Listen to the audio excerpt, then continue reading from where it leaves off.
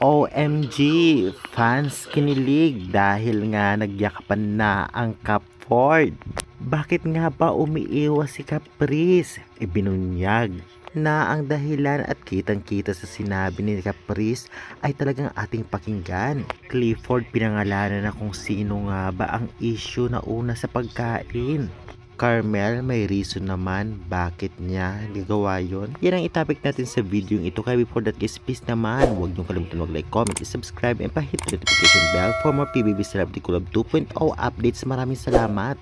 Trending lang naman at pinag-uusapan ang pictures na ito kung saan ay talaga namang nagyakapan na ang Cap4, si Caprice at itong si Clifford. At agad naman kinilig ang mga supporters nilang dalawa na alam naman nating matagal na talaga ang gustong maging love team itong dalawang to.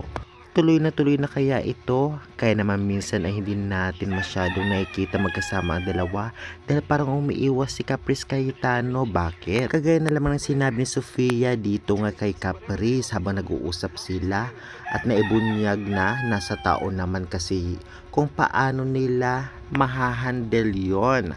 Kagaya ng pasulyap-sulyap sa ni Cliff. Hahaha.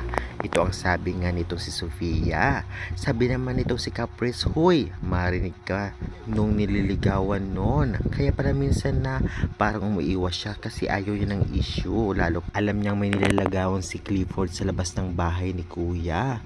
Iba talaga si Caprice, ayaw niya magka-issue. Kaya naman marami nagkagugusto sa kanyang ugali at marami siyang fans. Anong sa inyo about dito guys? Samantalang ibinunyag naman itong si Clifford kay Marco kung sino nga ba ang talagang awkward siya lalo na sa pagkain at napansin niya na nasasayang ang maraming pagkain dahil kay Carmel.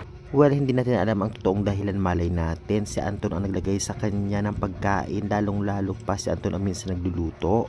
At sabi daw sa mga babae kapag may buwan ng dalaw ay talagang ganun talaga sila. Well, anong sa inyo guys sa isyong ito? I-comment nyo na sa baba at huwag kalimutan mag-like, subscribe for more PBB Celebrity Collab 2.0 updates. Maraming salamat.